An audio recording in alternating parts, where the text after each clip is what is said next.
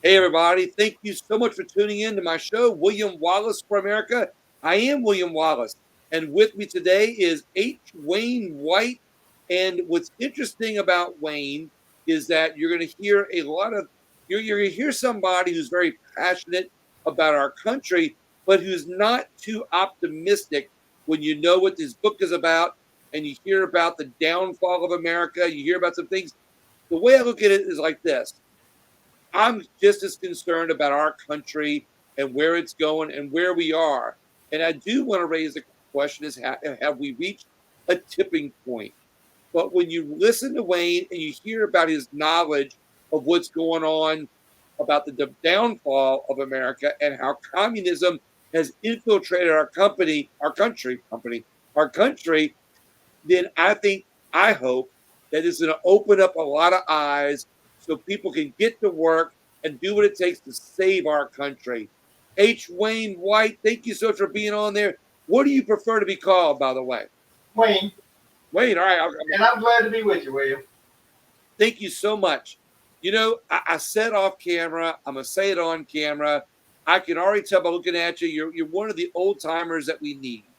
And oftentimes people like to refer to the younger generation as being the generation that we need to wake up and save us. But without people like you who have some years under as experience and have seen the world and have good knowledge and you're willing to get it out there, without you, those young people won't know what tools they need to pick up to save our country. And I think when people listen to you with your book, they're going to know what tools that we need.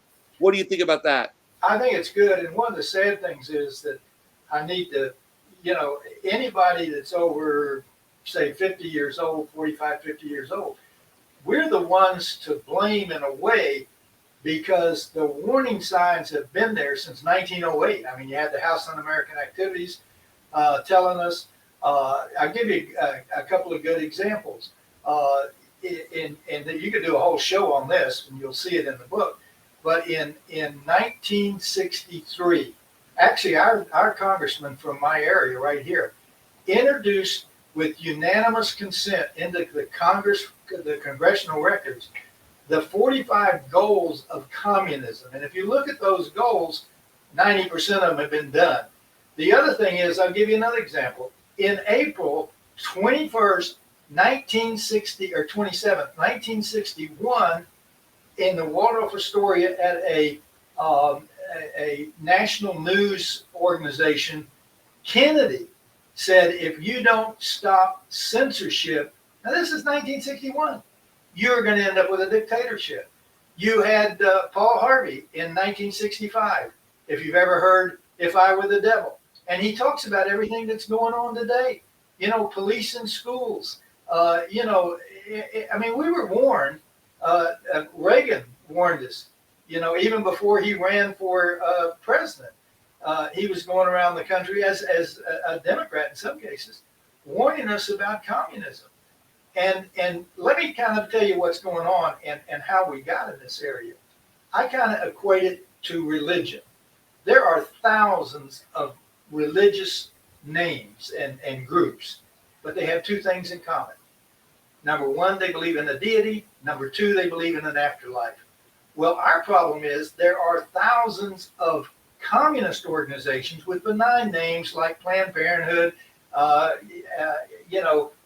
ATF and Black Lives Matter and the Southern Law. They all have benign names, and we look at them as little individual groups. So we don't worry about them because they're little individual groups. Right? How sweet they are, right? Oh, exactly. But the truth of the matter is they all have two things in common. They're communists, and they want to overthrow this government.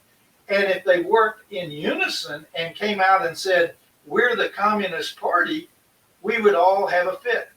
When's the last time you saw a movie where communists were the villains? You haven't, not since 1940. When's the last time you even heard the word communism used? They call it Marxist. Why? Anybody know what a Marxist is? Is there a Marxist country in the world? Cuba's not Marxist, they're communist. China's not Marxist, they're communist. Russia's not Marxist, they're communist. So when you use the word Marxist, people go, oh, okay, it's a philosophy, it's bad. But you say communism, they know what's going on in China. They know what's going on in Cuba. They know what's going on in Venezuela. It scares the heck out of them. They don't want you using that word. And if you do, remember me telling you about when I advertised my book? You know what the subtitle of the original book was? What's that? Communism Spreading in America. That word got me 28,000 reviews in 3 days, all negative. That's unbelievable. All you talk about is communism, and you would think that everybody would realize that's a bad thing. But the problem is that more and more people today are believing that that's a good thing because of the narratives that we get fed on a daily basis. And they don't say communism good, communism good. They say communism, it spreads equality for everybody. It's a different word, sounds the same, but it's equity for everybody. And not many people realize that equity and communism and equality can go hand in hand. We can have equality without communism, but all too often communism gets ushered in with the words equity and equality. You agree? Well, yeah, and it's a word change. In 1940, and again, up to 1940, you had an anti-communist America. Movies were made that portrayed communism as bad. One of the popular movies or TV shows that I remember, which was a series, was called I Led Three Lives, and it was a true story. Called what? It called I Led Three Lives, and it was a true story about an FBI agent who was also, he infiltrated the Communist Party. He was a businessman as his normal life, and he was a family man. And some of the programs were actual cases that he got involved in. But I tell you, the other thing is propaganda. They control the media. I've done speeches for years, and most of them, a lot of them with the Tea Party, called ever who controls the input controls the outcome. See, now that's what I want to ask you about. You've got that on your book, but let's hold that position a little bit. I want to tell people more about you because people see you now as an author, but I got the chance to learn a little bit about you, that you're a passionate American. Yes. What got you to that point? And then we're going to come back to that point where we are right now. Okay. So, like you said, I'm a passionate American. I think I told you, I read the Communist Manifesto when I was 13 years old. Why? Which shows how bored I was, as a kid. But, let me see if I can explain communism in the simplest form for anybody that wants to argue it. I don't think anybody would argue with the fact that we're the worst educated industrial country in the world. And the Chinese are probably the best educated people in the world. So if communism is so good, why do the best educated people in the world steal technology from the worst educated people in the world? It's called the system. It's called free enterprises versus the state being the entity that controls everything. This is really interesting. I mean, that's the best example in the world. They weren't even,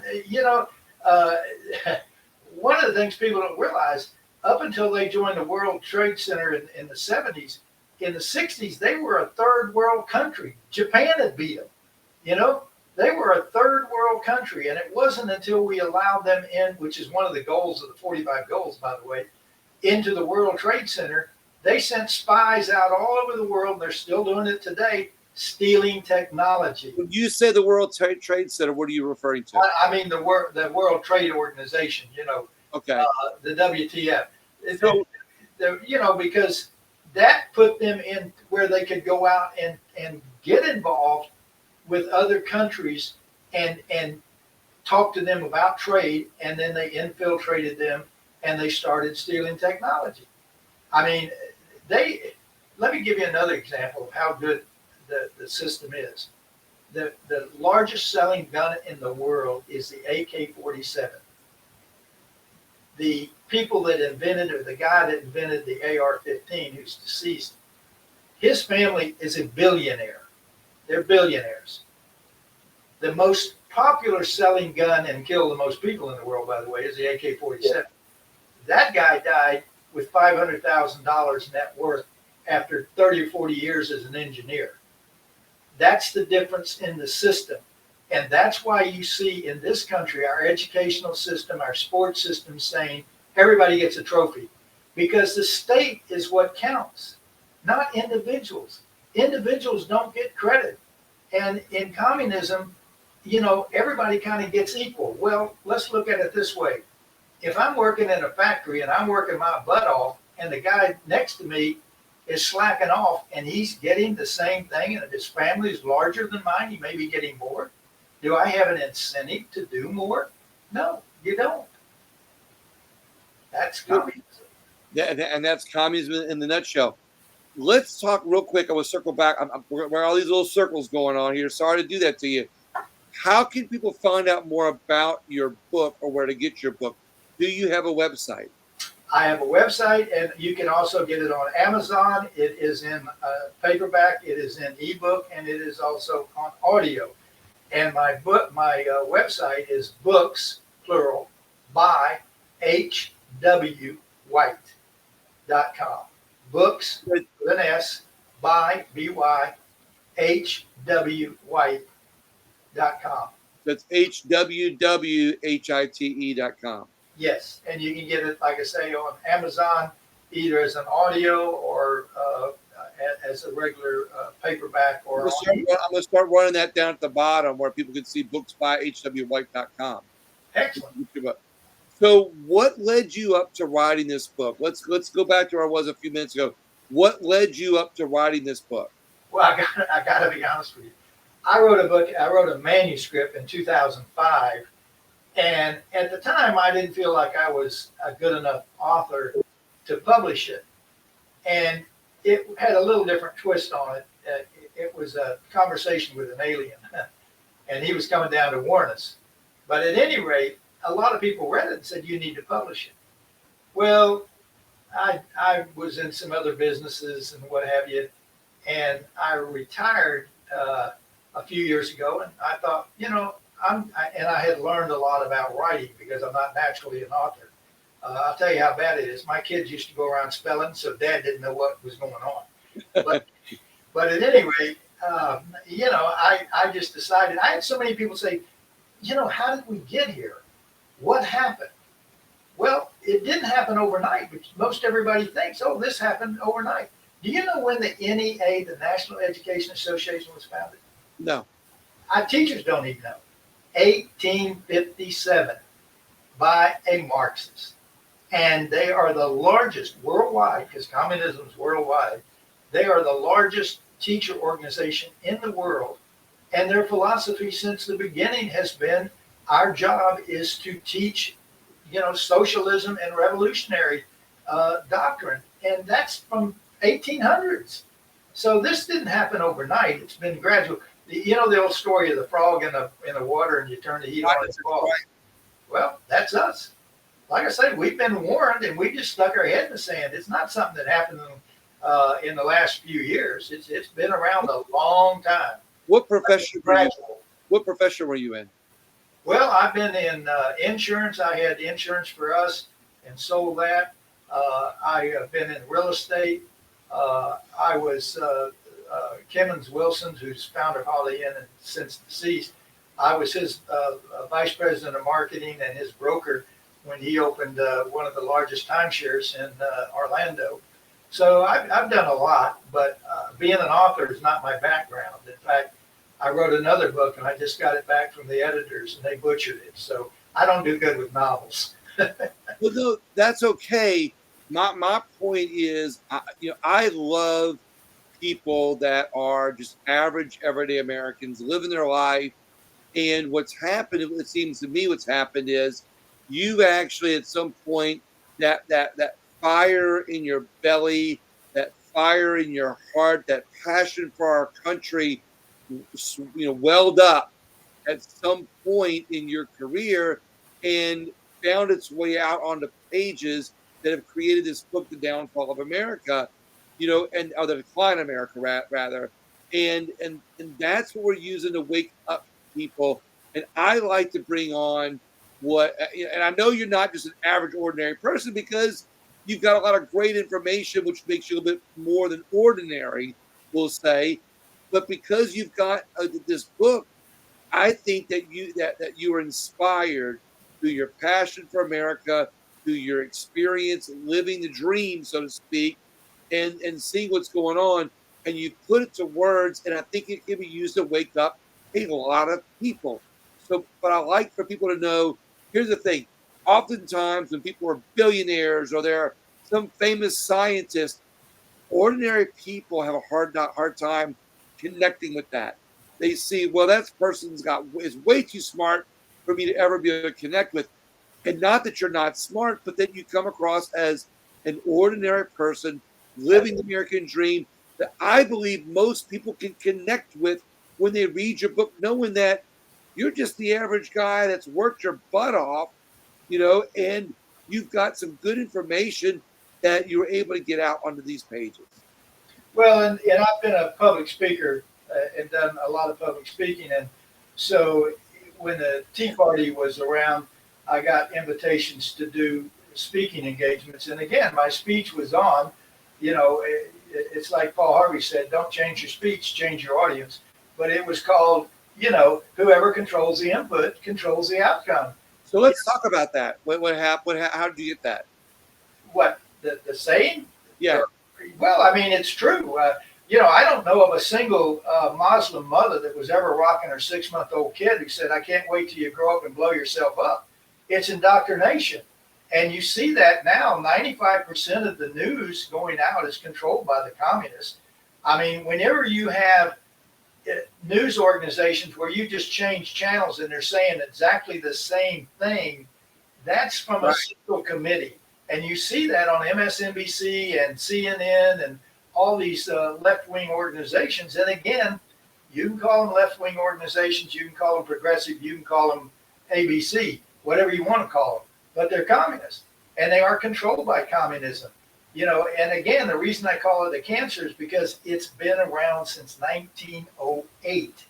And when the revolution in Russia happened in 1917, they got emboldened, and they really started to spread. And I'll tell you something scary, and you can read this in the book. But in 2001, I have a transcript in there of a young man talking to the Communist Party USA, talking about the infiltration of high schools and colleges and how excited they were at how many they had, 300-400. That's 20 years ago.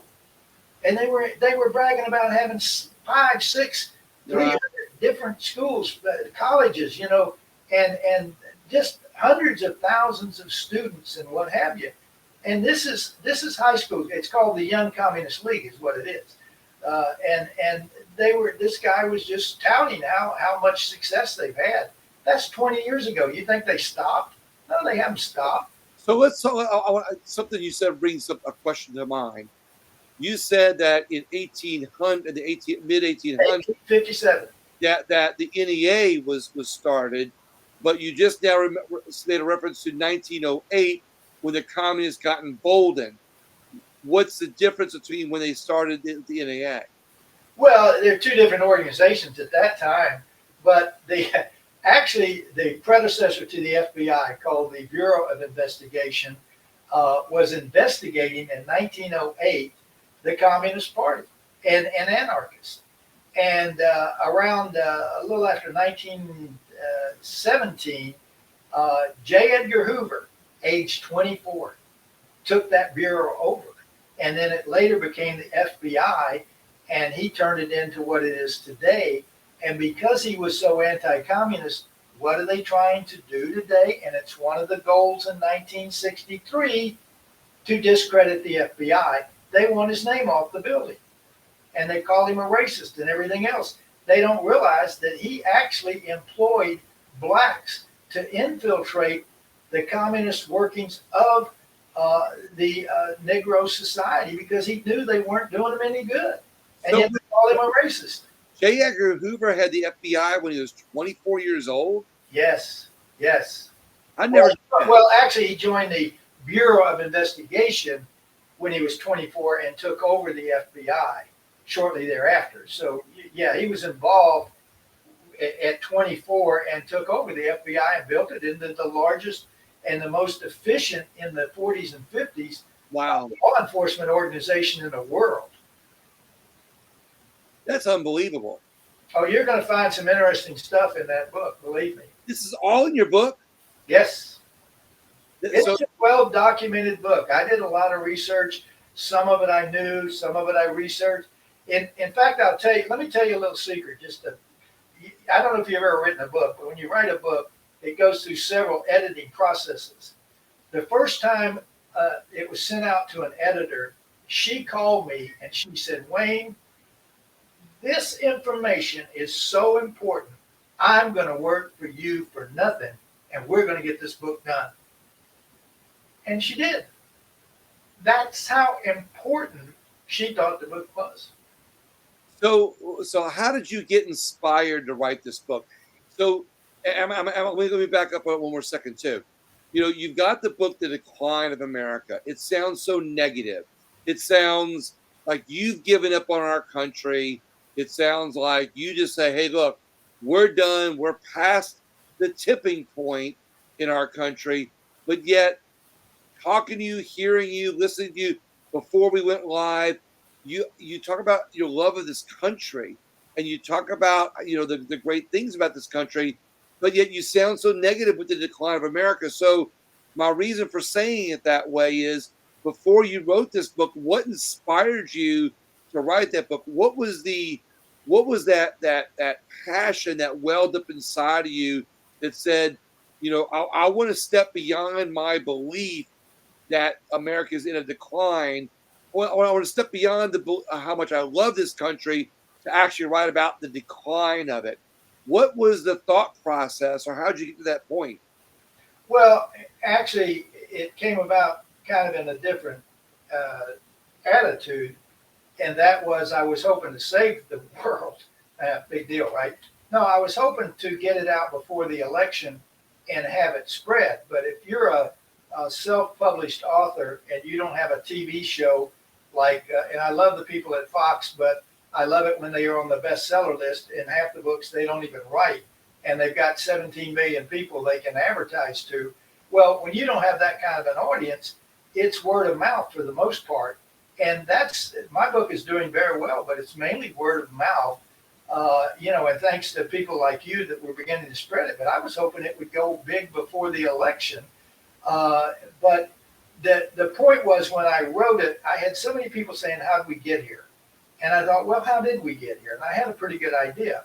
The problem is, and this is going to sound weird, but the Constitution works against us, because the things we need to do at this point, which is outlaw communism, we've got to start calling these organizations communist. We've got to start calling the Democratic Party communist. And a lot of these people will argue with you, well, I'm not a communist. And you go, well, wait a minute, do you believe in this? Do you believe in that? Do you believe in tearing down statues? Did you protest when they tore down statues? Did you protest some of the stuff going on in school? Well, no. Well, then you're a communist. Right. Walks like a duck, quacks like a duck, and swims like a duck. The chances are it ain't a buffalo. So, I mean, and that's the thing. If we wake up and start calling these people communists instead of Democrats and leftists and progressives and Black Lives Matter and all, they're all communists, and they all have, and they work together. Don't kid yourself. They even share money. Oh, absolutely. They're donating to each other. So your inspiration, out of the the decline of America, was because of your love of America, to be able to try to save it. But what was your aha moment where you said, no, I've got to write this book? Or did you see something in your mind, in your heart, that said, oh no, I already see the outline for this book? What was it? What was it? The content that came out, or your love of America that caused content to come out? Well, like I say, I wrote a manuscript in 2005 that outlined everything we're talking about. Again, a warning. And in 2011, I did a speech at a Tea Party. Be happy to send you that speech. And again, I said this is what's going to happen. And, you know, I had a son that could draw before he could walk or do anything. And everybody has a talent. And I don't know, I guess God gave me a talent to be able to see things other people can't see. But when I retired for the third time, I got bored and I said, you know what? I've learned a lot about writing. I feel comfortable, and we need this knowledge needs to be had by others. We've got to let people know. But unfortunately, after the last election, which absolutely, positively, 100% was stolen, and there's proof positive about it, you know, I don't know. I got to the point where I don't know how we save the country, because one of the first things you've got to do is literally outlaw communism. You literally got to fire the teachers unions. And I don't care if in the meantime, you don't do anything but use retired people to teach classes. They do better teaching American history than the people that are doing it now. I mean, they're literally communists. Some people call it fascist, but go ahead. Yeah, I call the CRT, I call it the Communist Revolutionary Training is what I call it. That's an interesting way to translate CRT. Well, that's what it is. It's communist. I mean, and again, that goes back to you know, the Marxist. This is not something new. You know, everybody kind of looks at this like, oh, the country's falling apart all of a sudden. No, it really isn't. I'll tell you a little secret. This may shock you, but again, I document it. You know who your first communist elected president was in this country? Yeah, that's one of my questions, but go ahead. Obama. There's no question about it. I document it. You can't name anybody he had a long-term relationship that wasn't a communist or a revolutionary. I mean, his mentor that his grandparents turned him over to. You got that right. Yeah, was a communist, and he was known by the United Nations as having several communist affiliations with Russia and what have you. He trained him from 9 years up until past his teens. Who was that? Then he was in college. Frank Morris, I believe, was his name. It slips I'm 80. You got to give me credit for slipping once in a while here. But at any rate, he is. You know, I document that. And then he had a couple of Overstreet was a college professor that brags about teaching him, who's a known communist, teaching him and Michelle. And then you have you know, Bernadine Bordet. Bernadine. Yeah, right. Yeah, again. And she was wanted on the FBI. She was part of the Weather Underground. That's right. Her husband Ayers, you know, they're married, you know, and they both were part of the Weather Underground. And during their tenure as that, there were 2,500 explosions in this country in the 70s. Right. And some of them were attributed to their organization. Isn't it amazing, though, Wayne, that everybody ignores that? It's amazing to me how much people ignore. It's amazing to me how much of this is in our face, but yet people ignore it. You know, it's almost like, I've said this before a bunch of times, but people would rather believe a little lie than a hard truth. And when all of these things are out there, but they seem so conspiratorial that people say, you know, if it's not going through the system, the FBI is not arresting them. It's not in process. It's not in the mainstream media. It's probably a conspiracy or a lie. And so everybody goes on about their business on their busy days, and they forget that this is in our face. That this is really going on. That, you know, Bernadine Ayers, I think the guy, I know who you're talking about.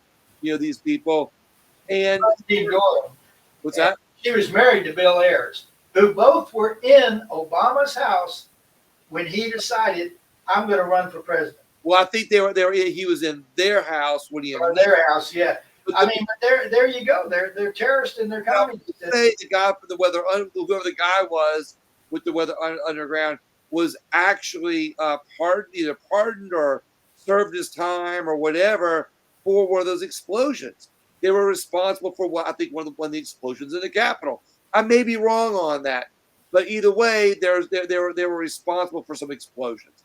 I get it. So what did you have to do? Your experiences in business. What did you have to do to really write this book?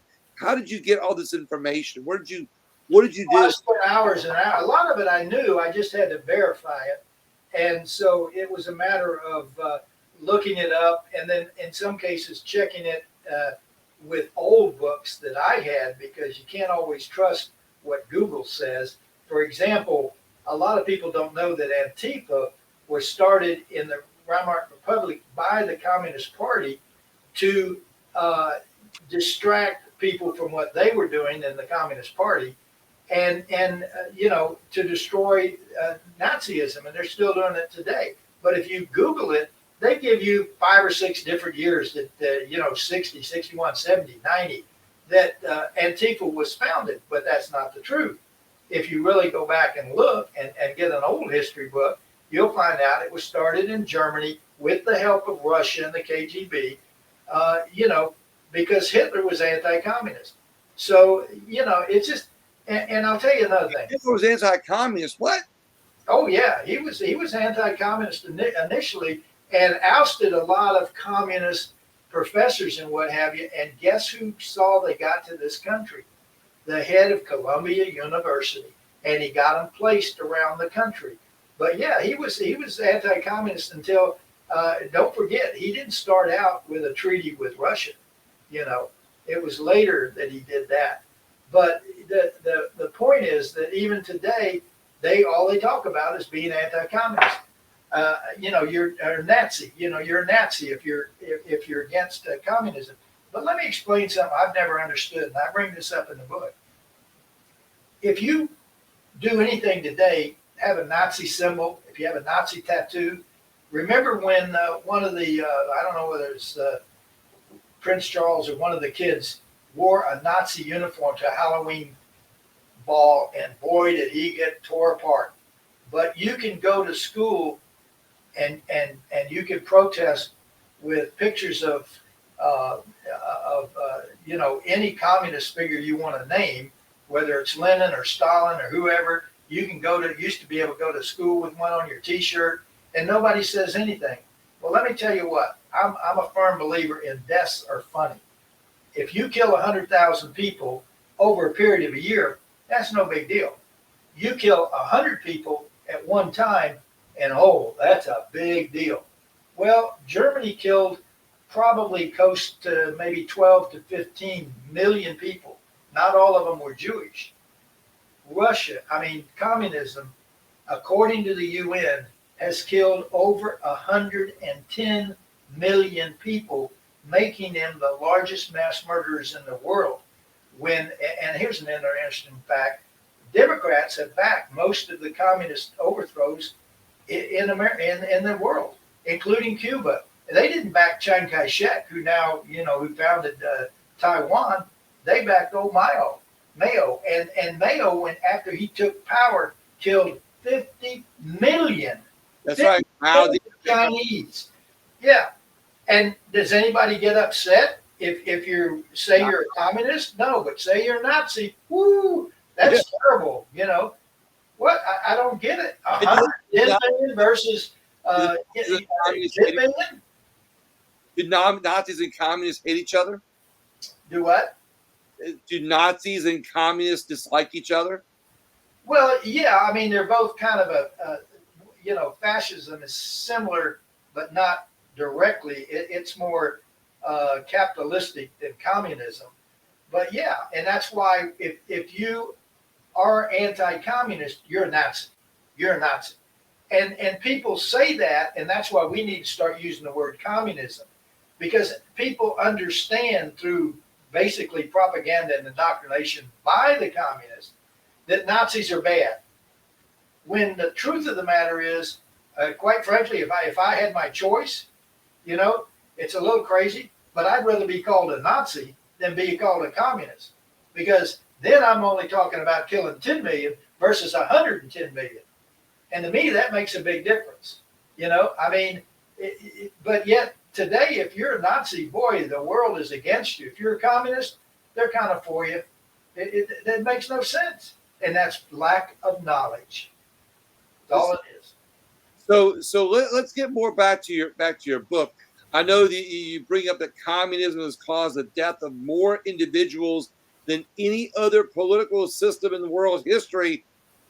I know that, but not many people realize that especially young Americans, they keep thinking communism is the answer. Not let me say this. Let's give them all some credit.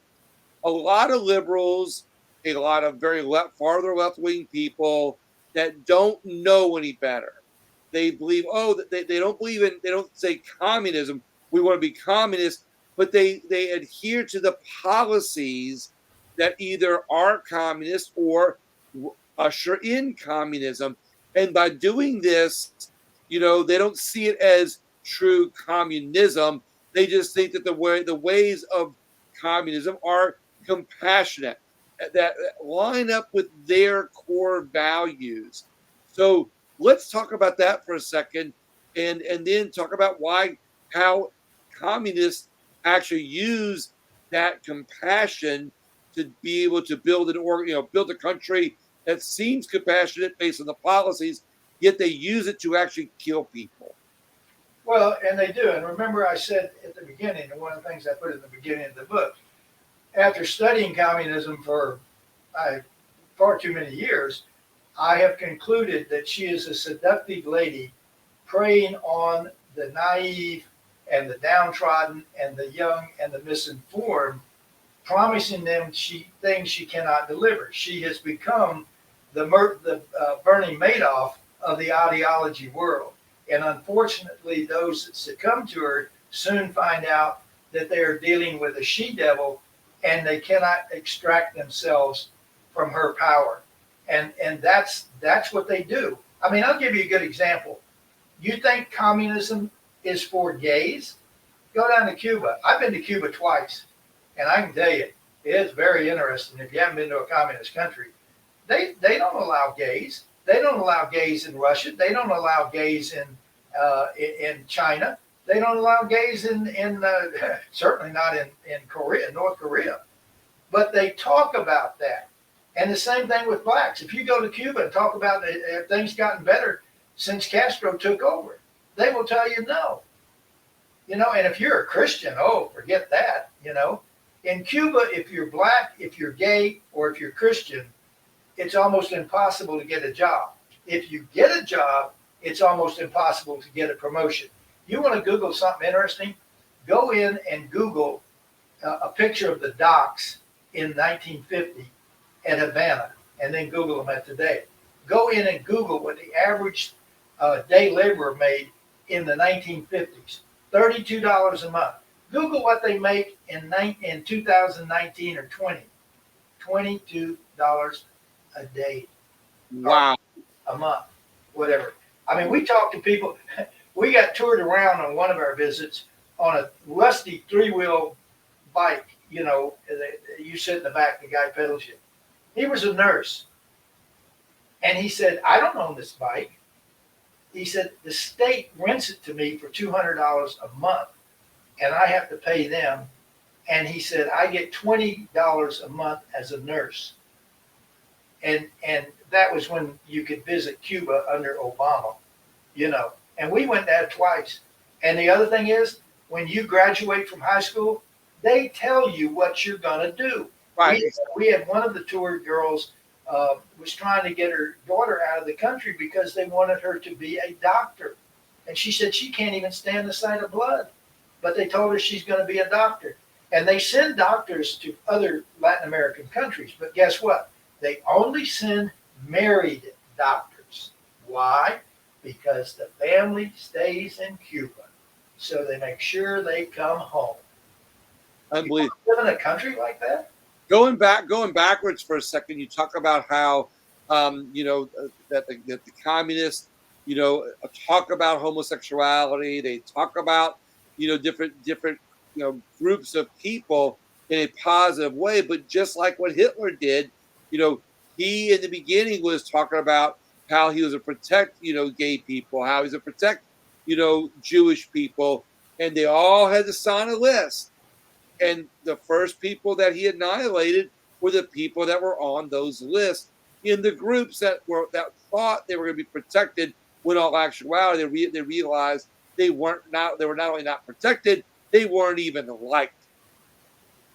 Is that Yeah, and that's again the problem is they've had 70 or 80 years, almost 100 years, come to think of it, to work their way in like little locusts or something into every aspect. Let me back up just a minute.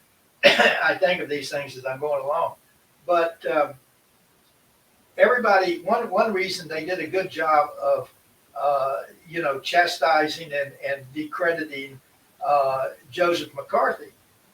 And McCarthy wasn't even a senator when the House Un-American Activities was founded in 1938. I don't think he became a senator until in the 40s, 1947 or something. But he came on board when television was big, and that's what made him. But, today, if you use the word communism, they say, oh, that's McCarthyism. They did a very good job of destroying him. But here again, in the 40s and the 50s, Hollywood was anti-communist, and the communists again realized, hey, that's a good propaganda organ. We need to take it over, and they started infiltrating Hollywood. And I don't know if you know this, but how Nancy Reagan originally met Ronald Reagan was he was president of the Screen Actors Guild from the late 40s to 1950 something. And she went to him and she said, look, I am getting solicited by phone calls, by letters, in person. I don't want to be a communist. Is there anything you can do to stop it? And that's how they met. That's how bad it was. And he testified before the House Un-American Activities Committee. So did Walt Disney. John Wayne was a big anti-communist. Let me tell you a cute story about him that Reagan told. And that was, I don't know if you remember, but he did a movie called The Green Berets. And Hollywood hated it. And all the communists hated it because it showed all the atrocities that the Vietnamese were doing in that movie. And it portrayed Americans as good guys. But here's the funny thing, and this is the story that Reagan was telling. He said, I wanted to go to the premiere. And he said, Nancy and I called for weeks. This was before he's president, I think. And he said, Nancy and I called for weeks. And they said, they're sold out. There's no tickets. And he said, well, I remembered I knew one of the producers of the movie. And he said, I called him and I said, you got to get me tickets. I want to see this movie. He said, what do you mean? There's plenty of tickets. Nobody's going. And Reagan told him the story. He said, I'll take care of that. And of course, he called the Duke, and that ended that. The Duke don't put up with nothing. But that shows how they control stuff. I mean, they know that they cannot be exposed. Their Achilles heel, their kryptonite is the word communism. That's why they changed it in the 40s to progressive. And they're great at changing words like illegal to undocumented. If you're a Republican, you're a terrorist. Yeah. Well, they do this through the narratives is what happens. They create a narrative that helps push their agenda by twisting the facts or the labels in such a way that it's very slight. It's a sleight of hand. It's very slight in a lot of ways that a lot of people don't even realize. As a matter of fact, so slight that some of the people that are being called racist or called bigots don't even realize it in some ways. But the people that are being brainwashed don't even realize it because it's being so slightly done. It's, Wayne, I got to tell you, sometimes I think, who in the world comes up with this stuff? Who in the world is able to create, to do the mind manipulation, or who's coming up with these processes to slip us into communism, whatever the case may be? I just don't know any humans or heard of any humans that have think tanks that are doing this. And I almost feel like it's almost like a sense of evil. It's almost like there's some sort of an evil thing that's spreading itself into our society that's making all this happen. Because what human in the world would want this kind of evil, would want something like communism where more people are killed, enslaved, lives changed for the worse? Who would want this? Well, let's face it. There are uh, two groups in the universe. You have the evil and the non-evil, and don't kid yourself, they exist. And one of my things is whether you believe in God or not, the Bible is one of the best motivational books ever written. But there is evil, and I mean truly evil, like Hitler. And you know the interesting thing is, and I talked about this in my first manuscript. The people that turned on the gas, the people that drove the trucks around gassing people, and the people that dug the ditches and threw the bodies in there, they went home to their families at night and asked their kids, how'd you do in school today? And those are the people that, like today, are raiding conservative homes with flak jackets and everything. And they know they're doing wrong, but they're going along to get along. And that's the problem. You know, because you're making a great point of something that I've always that I like talking about, Wayne. I'm sorry to interrupt you, but you know, it's like bureaucrats in America. You know, our government, our politicians, and our government together have created levels of bureaucracy that are horrible for our country. They've created levels of bureaucracy that were created to transfer money, spend money, do certain things for society that for the good of society, and we all know that it ends up having you know bad implications. But there's so many different levels of bureaucracy that are that are not only detrimental to our government and our citizens, but they also add things like unfunded liabilities because you've got millions of these bureaucrats of their jobs are created in DC. They're working, their government jobs are being paid for by our tax dollars. They retire. The unfunded liabilities of their retirement goes on and on and on forever. And I go, don't some of these people realize what they're doing in our country? But they do it to go on and get on because who could turn down a job where they might be making $60,000 to $100,000 a year?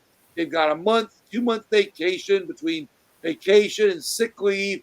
They get a retirement. They have the best health care in the world.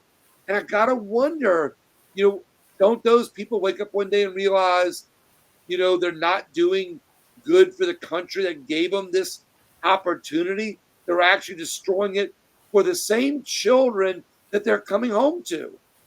Let me tell you a story about bureaucracy. We had a good friend for 40 years. She's retired now, but she went to work for the Department of Transportation in Florida. And every week for the first 2 or 3 months, she would call my wife crying, and she says, everybody just, they're not friendly to me. They don't treat me nice. And I don't know. I've never had a job like this. She was what's called a code enforcer. And if your sign was on the right of way, she would write you up. Well, her first year, she wrote about 800 tickets. The second year, she wrote about 900 tickets.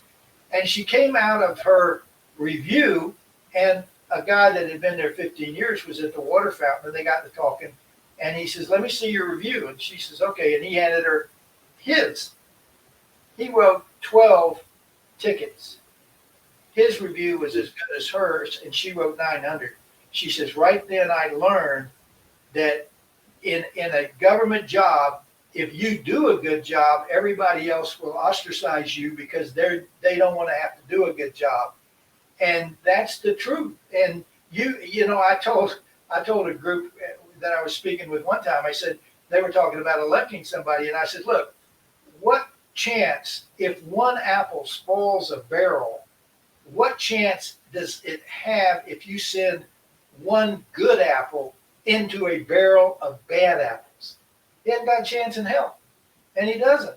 You can elect somebody that is honest and really plans on doing a good job, and he won't be up there a year, and he'll either be corrupt, and some, quite honestly, have quit.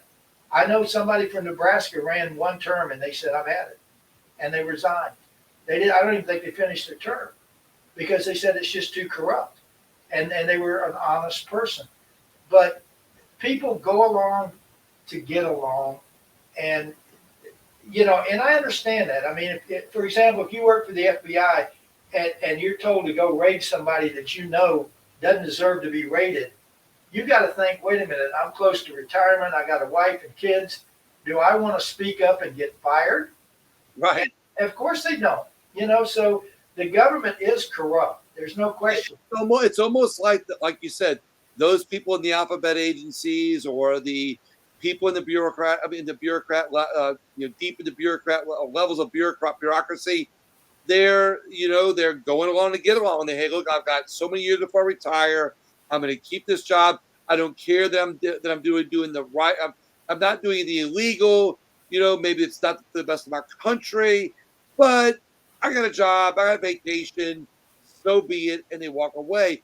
Much like now our elected officials that we won't even go there, but the bureaucracy, the departments, the bureaucratic departments that are spending our money, and they, hey, our budget's $1 million. By far that's not right. Our budget's $1 million.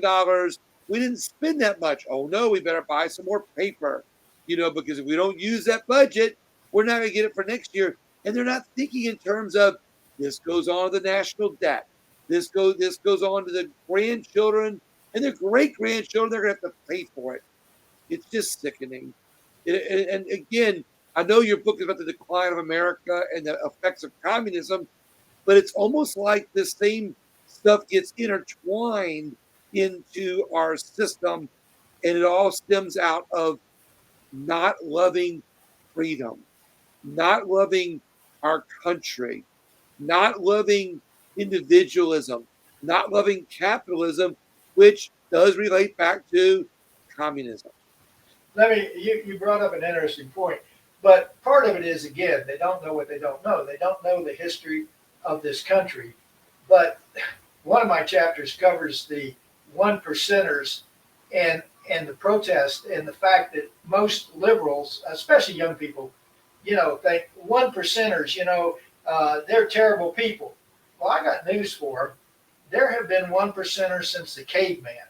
There was a guy who hunted better than anybody else and ended up with more food, more pelts, and he would trade them.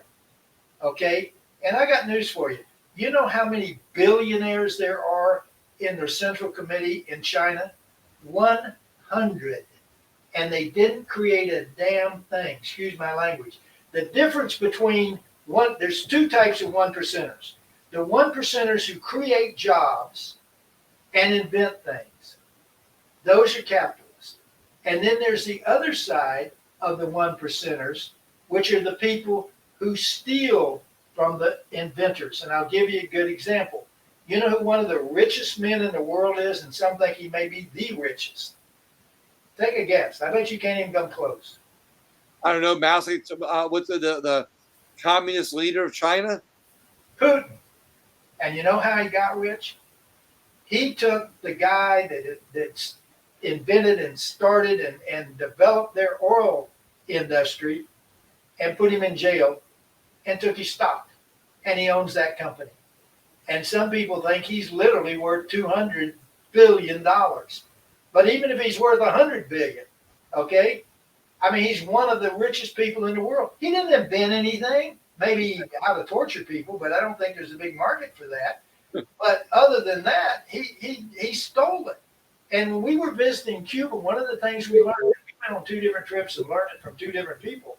They said, we would ask them, we'd say, where do the Castros live? We don't know. I said, wait a minute. They're the leader of your country. Well, some people say they live here. Some people say they live there. I can see why it's not known that well because they probably get shot. But they said, if you own a bar or a business and it's doing well, the Castro kids can come in and take it over. And if you're lucky, they will let you manage it. They just walk in and it's theirs now. That's communism. They don't invent things. Like I said, why does the best educated country in the world have to steal stuff from the worst educated country in the world? You look at their new fighter jet. It is a carbon copy of our Raptor, but it doesn't fly as well because the manufacturing isn't as good because their people just don't work as well as we do. And you look at most of the stuff that they have, that they do, they stole from around the world. I mean, they sent like little roaches, spies all over the world when they got into the World Trade Organization. And they stole technology, and they're very good at it. And we let them into this country, and we educate them, or allow them into our schools where they, and into our scientific development colleges and things, and they steal technology, and we don't seem to care. As long as the Bidens make money off of it. You know, I did an interview about a month or so ago on how our patent system is under attack. And it's funny. It's funny you talk about that because in America, you know, there are things happening to our patent system that are basically lowering protection or lessening protection for inventors. There's things that's happening in our patent system are that I'll just give you the real basic, in the nutshell story, which is that there's a law, a bipartisan law that was passed that allows the president of the United States to appoint who runs the patent office during their term, of course. Now there's congressional approval and all that stuff. There's a law. It sounds crazy, but that same person who is allowed to decide who gets a patent, and also that same person decides who takes away patents, is appointed by the president of the United States. Now, ironically, the last couple of people that have held that position were former employees of Google, Facebook, or other big tech companies.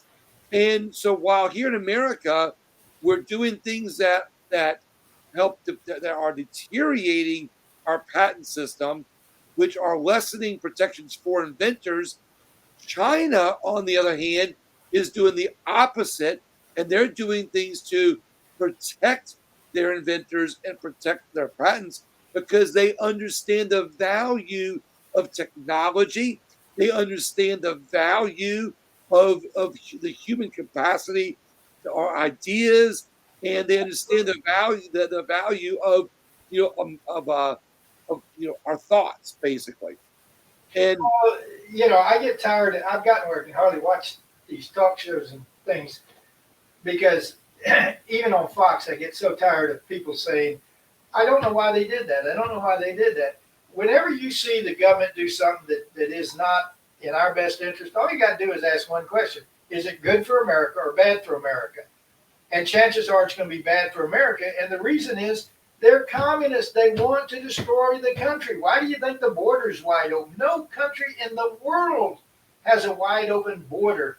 And, you know, and no Republican, and you talked about this earlier, I don't know about Republicans, but nobody has asked over the 3 years, who pays to support these people? Do you know what it takes to move an army?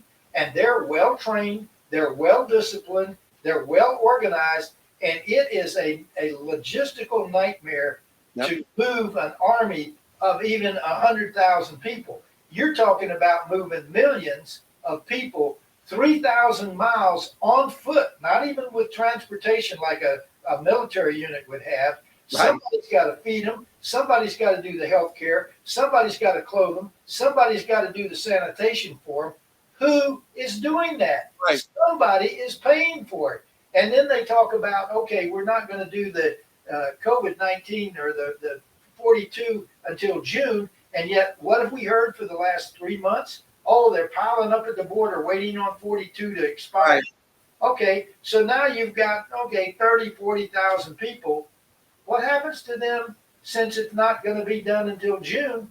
Who feeds them? They're not going to send them back home. They come from all over the world.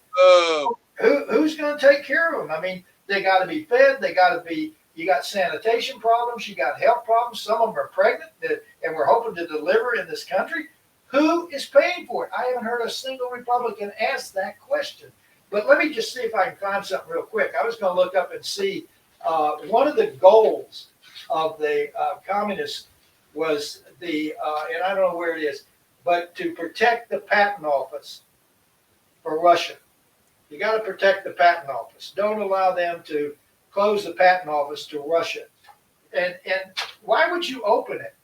I got another question for you, William. Please explain to me why foreign governments like China and Russia and other countries can hire lobbyists in this country to work against America. That is a great thought. Don't understand it. No, I don't. They hire lobbyists who go to our congressmen, and believe me, if you think your vote counts, no, it doesn't. That's all part of the election. Yeah, that's all part of the system that's stealing elections. One of the things, and I'll go back to that in a minute, but before I forget, you brought up the 1 or 2% earlier. You keep bringing up the 1 or 2%, and what's interesting is I have a friend of mine who listens regularly, and brought up, and I'm gonna bring this up for the case of explanation in my next thought. He brought up that our elections, there's only 1 or 2% of fraud in our elections. But I did do a deep dive, and I'm looking at how many elections are lost by 1 or 2%, and I thought it was quite coincidental. But I want to give him credit for another thought that I had. He helped me think about something else, which is how much that 1 or 2% keeps repeating itself over and over in our country. It's 3% of the Americans that actually wanted to be free from the crown during the American Revolution. That's why we have today the 3%ers. Now, some say it's a little bit more. Some people say it's a little bit less. But that small percentage of people keeps coming up, whether sometimes it refers to election fraud, or sometimes it refers to people creating a movement. And I believe that when you talk about 1 or 2%, that communists are in that small percentage. What do you think, and how would you explain that small percentage again? I'll send you a copy of my 2011 speech that I did to a Tea Party. It's one of the few videos I have saved. And I talk about the fact that for years they kept saying, from the 1980s, when Reagan was president, there's 11 million illegals. They've said that from the 80s to today. There's closer to 40 to 50 million, and we're letting in millions more. And the other thing people forget about is this thing called chain migration. So we probably got 60 to 70 million illegals in this country that if they get the chance to vote, and a lot of them voted last election, I think, they can swing an election because, as you say, I say 5% in my speech, and that's all it takes to swing a vote. But let me give you a quote from Stalin, which is very pathetic and very timely. People who vote don't count and aren't important. People who count votes are important. Right. That's right. And we saw that actually when Obama was elected, because if you remember in his second election, even liberals, even on MSNBC and CNN, they were saying no president with his dismal record has ever won re-election. And he did. Of course, we had a lousy candidate. I mean, we had a... Right, exactly.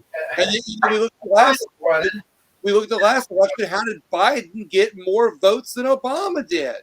Well, have you ever seen the video, 2,000 Mules? I sure have. Well, that's just, don't forget, that only covers the boxes. That does not cover all the other things that happened, like the video where they pull suitcases out after all day and they send people home, and it doesn't count the one you saw where they passed the Wayne, I gotta stop you. There you go with that conspiracy thinking again, that there might actually be bigger problems in our elections. Oh, absolutely. I look at Arizona this year. Yeah. Look, I'm right there. I saw Wendy Rogers last week, so I'm right there with you. I get it completely.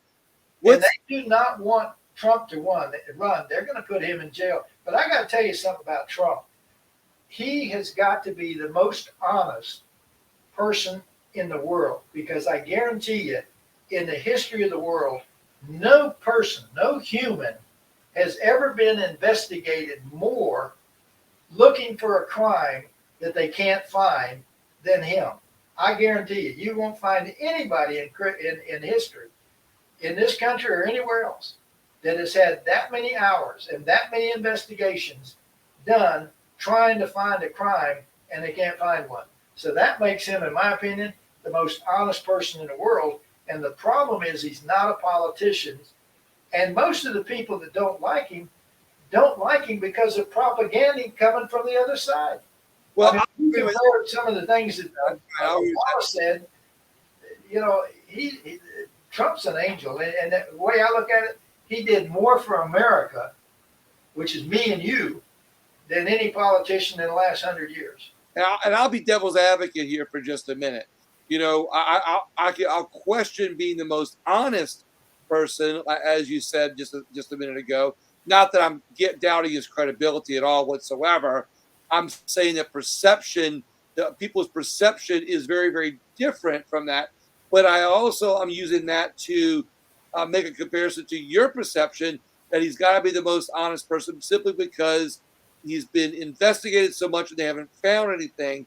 But what I'll say is what's hurt him the most, in my opinion, is the fact that he has not found a way to communicate on a much nicer level the good things that he's done, where people can see the good things that he's done to overcome the narratives. Now, I'm not in total agreement with you on that, but I will say this: what I am in agreement on with you is that he did a lot of great things policy wise, but the problem is he kind of let he fed into the narratives a little bit too much. So behind the scenes, like you say, he's been investigated a lot. I love that analogy, and nothing's come out of it. You know, however, had he toned down a little bit, he could match his good works with a better perception, if you will. There's no question for an intelligent man. He said some stupid things. I mean, like what he said about McCain. You know, he was a coward, or he shouldn't have got captured. And Right. he said some stupid things. But part of the reason people like him is because he does talk like a normal human being. But there's so many good qualities about him. For example, I read a story that somebody wrote talking about him, that they were in a business meeting with several other people talking about a big deal. And one of his kids came into the room, somehow didn't get stopped. And he stopped the meeting and took care of the kid. Whatever the kid wanted, he took care of him. He didn't say, get the hell out of here, or fuss at him. He stopped and took care of him. And they call him, a racist and everything else. They don't know his dad. His dad was very pro-Jewish, and did a lot of good things for the Jews. So, I mean, Well, but from a criminal standpoint, I still say, if you can't find something after $50 or $60 million and 7 years of investigation. So let's say this. Let's not say the most honest, but let's say the most legal, because if they investigated him and didn't find anything illegal, then he must have been operating on a legal level instead of saying the most honest. That's I think well, I'm sure you don't get to be a billionaire without upsetting some people and maybe pulling some shenanigans. But what I'm saying is, if you've been investigated that much and you can't find anything wrong, I guarantee you there's not a congressman, Republican or Democrat or independent, that it could have stood 1 year of what he went through as an investigation. They don't get investigated for all the millions of dollars they make off of the stock market that they're investing in, and just coincidentally they make all the right picks, and they're a lot wealthier when they go in or when they come out than when they go in. But let's jump a little bit, because I got a couple other questions I want to get out before we end up tonight, which is, we've talked about communism, and we haven't talked a lot about freedom. Of course, talk about communism, we I guess in a way subconsciously are talking about the lack of freedom. And one of my favorite things to talk about is freedom. And if we have communism on the rise, and America is in decline as you feel, and your book is said, and you feel that we're beyond the tipping point when it comes to freedom. How are our freedoms in America most under attack? Well, freedom of speech and obviously censorship uh, is certainly one way. But when I wrote the book, I was optimistic. I talk about we should start a third party, and it's in the book. And I talk about, again, I think we can win, but the Constitution's kind of against us. And that is, if we start calling these people communists instead of Antifa and Black Lives Matter and Planned Parenthood, no, they're communists. And if we start calling them that, and people begin to understand, well, I understand what communism is, and I don't want communism, then we might win. But I'll give you another good example. Remember when Biden did his little speech with the red behind him, and really Right. it was a terrible, from an American standpoint. Well, Tucker was on the night after, or a couple of days after, and he said that speech was, and he could not say a communist speech, which it was, almost word for word. I mean, it could have come out of Lenin's mouth or Stalin's. He finally said it was Stalinist, and I'm going, no, it was communist, and we can't get anybody to say it. There's a few people that are throwing it out now, but not enough. And like I say, a lot of people don't know they're communist, but you need to call them out. If you've got Democratic friends, they're communists. You know, one of the things I've never understood, I brought this up to somebody the other day, and we were talking about going to church. And I said, it amazes me that Democrats actually go to church on Sunday and think they're Christians, because I don't know, and if I'm wrong, I've yet to anybody to prove me wrong, I don't know of a single group other than Democrats that are trying to destroy religion in this country. Every organization that is doing it, they may not be called the Democrat Party, but they vote Democrats. You know, they vote for Democrats. Well, Wayne, I'm going to tell you a couple of things. I always say that conservative values know no party, and faith is a conservative value. And I also don't think that all Democrats are communist. I don't think that all Democrats are for the decline of America. I think there's a lot of people that vote Democrat that don't realize they're actually more capitalist, or they don't realize that they're more conservative. They don't realize that they're more Republican. They don't realize that they are more opposite from the people that they vote for than they realize, because of a couple of things. One, it's easier for them to believe the little lie than the harder truth. And the Democrats have created narratives that make people feel more comfortable, like that's where they need to be. And there's a lot of one issue voters who are vote Democrat based on one issue, like, let's say, pro-choice. I know a lot of Democrats who are more conservative than my Republican friends, but they vote Democrat because they believe in a woman's right to choose. But they don't associate that with communism. They don't associate. But my point, and if you remember, I said a lot of people are, but they don't know it. And so if you ask them, do you believe in this? Do you believe in that? And go down that list of 45 goals. And if they believe in 10 of them, then whether they believe they're communist or not, if you support communism, then you're a communist. And if you don't know it, that's part of what I'm saying. Right. We've got to educate them because they don't know. You have no idea.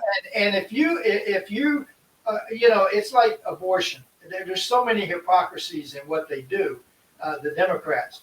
They say they're for a woman's choice, and yet they burn down clinics that support women who want to have their baby. Right. Now, that makes no sense. I mean, you can't have it both ways. Yeah, they burned down the one. They burned down the one in New York. It's crazy, and a lot of different things. Like they're for choice, but not if you don't want to get the vaccine. Right. I mean, they're so hypocritical, but their whole goal is to divide the country, divide and conquer, and they pit gays against straight people. They pit blacks against whites. They pit non-religion against atheists. Every group, because they know, and it goes back to what I call biblical times. If you remember the story of Babylon when they were building the tower, and supposedly God came down and said, well, I'll make them all speak a different language, and they can't do it. Divide and conquer. Or read, any book on war. Divide and conquer. And Lenin and Stalin and even Marx knew that that's what you need to do to destroy a country. So I paint with a broad brush because I simply say that, if you're a Democrat, then somebody's got to wake you up. And the best way to do it is say you're a communist, and they go, no, I'm not. Well, wait a minute. Did you fuss when they tore down statues? Did you fuss when they took the Bible out of schools and the Pledge of Allegiance? And you go down the list, and if they say, yes, I did, I say, well, wait a minute, how could you vote Democrat? So I'm saying it's an educational process, and the education starts by calling them out. And that's the problem. We're afraid to do it because, not everybody's a communist, and not every group's a communist. What do they believe in? And that's my philosophy. I'm sorry, but no, you got to call them out, because if we don't win. And that's where we are. We are not winning. And all you got to do is look in schools, look at the government. I mean, God, the money we're spending, and people don't realize they're doing it for a reason. We're going to get to the point where our money has no value, and nobody's going to loan us money because we can't pay it back. And when that happens, your money's worthless. Oh, that's something I say all the time. I mean, they're spending money right now. I won't even make the joke like drunken sailors. They're spending money almost like they have ulterior motives to devalue our money, to tumble our country, because when there's so much debt, it's not going to be able to be paid. And then what's going to happen? Does the government go to these countries in the Federal Reserve and say, you know what, we're defaulting on our loans? Too bad, see you later.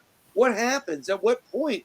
Or does the government say, look, we've got so much debt, we've got to take everybody's money to pay off the debt, but we're going to give it back to you with IOUs, free room, free housing, free food.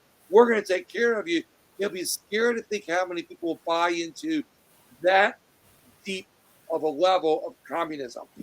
What can we do? You're aware, I guess, that Biden has already signed the digital currency law, and that the head of Bill Gates actually has a patent on digital currency and biological technology. I say they're going to implant something in you, and they have that in China now. If you're a good boy, you get your paycheck. If you're bad, they deduct something out automatically. You have no control over it, and that's where we're heading.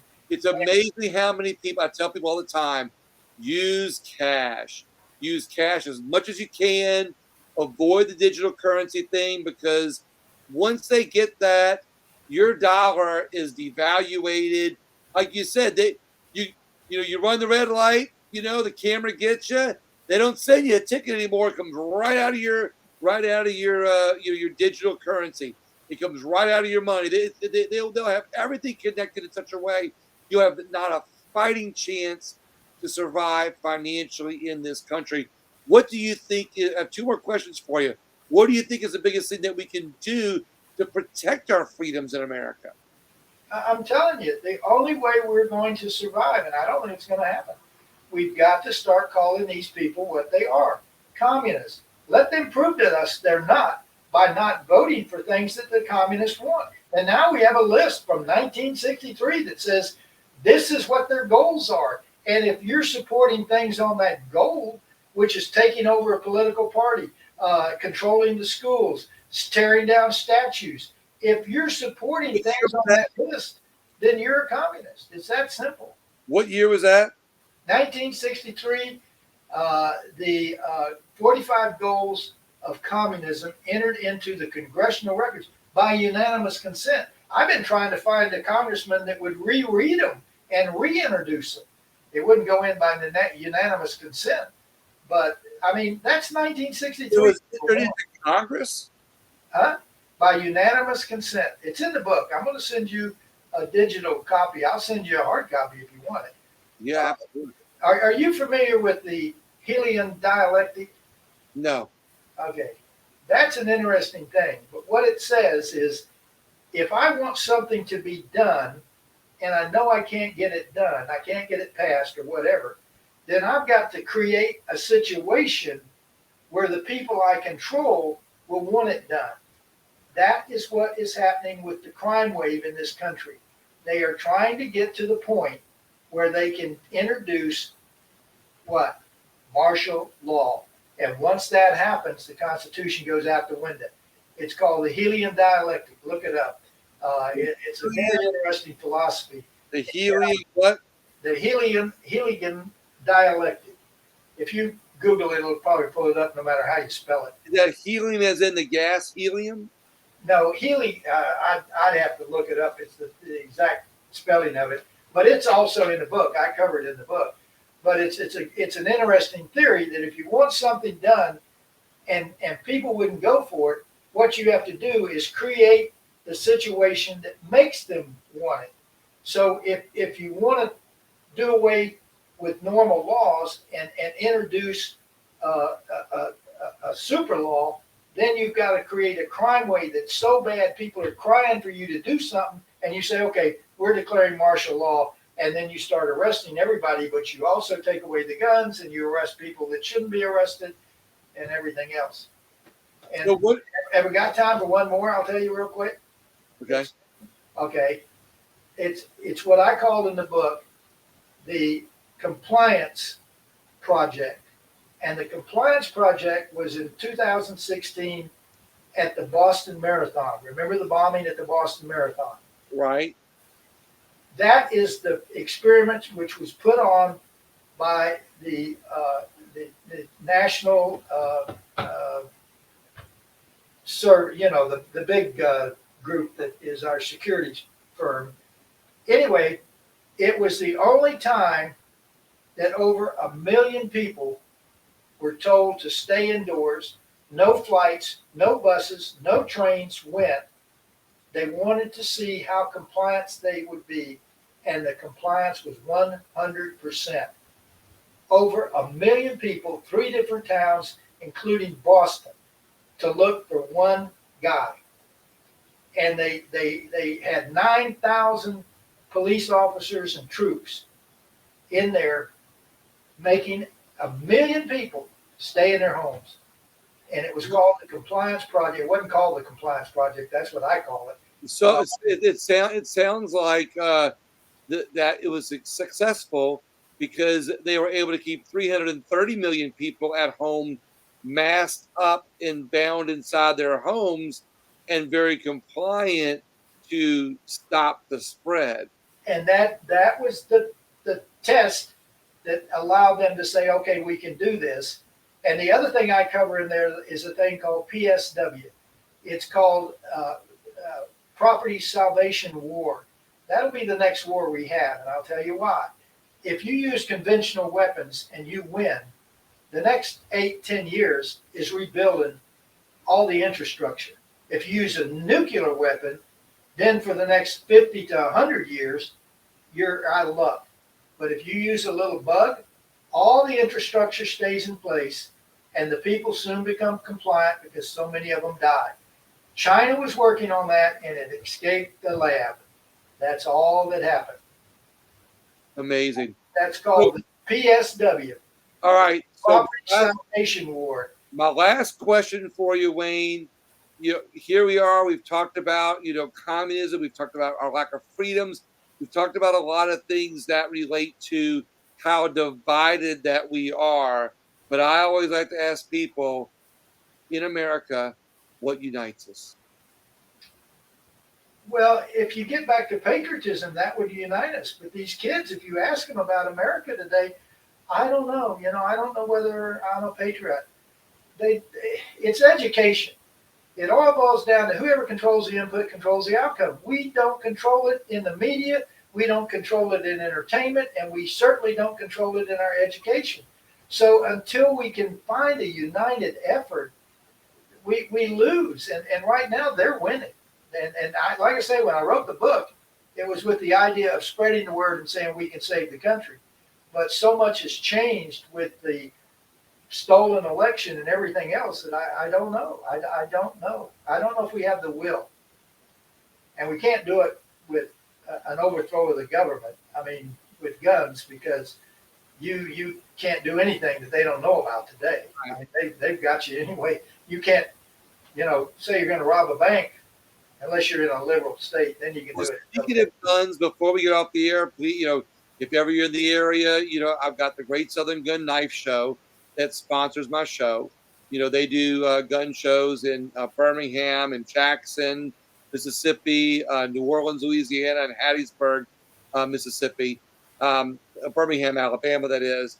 And then also, if ever you're in the area, I've got another sponsor in Slidell, Louisiana. They're Golden Gun Traders. So don't forget about them. But like I said, we got to support our Second Amendment people, and that's one way to do it. And I appreciate that. Well, Wayne, is there anything that I forgot to ask? Anything else that you want to say before we head out here? To misquote one of Winston Churchill's phrases, there is so much to talk about in so little time. That's right.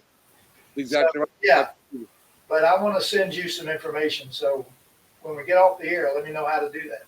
Well, Wayne, hang on 1 second. I'm gonna end our show here up, and then I'll talk to you a little bit off camera here in a second.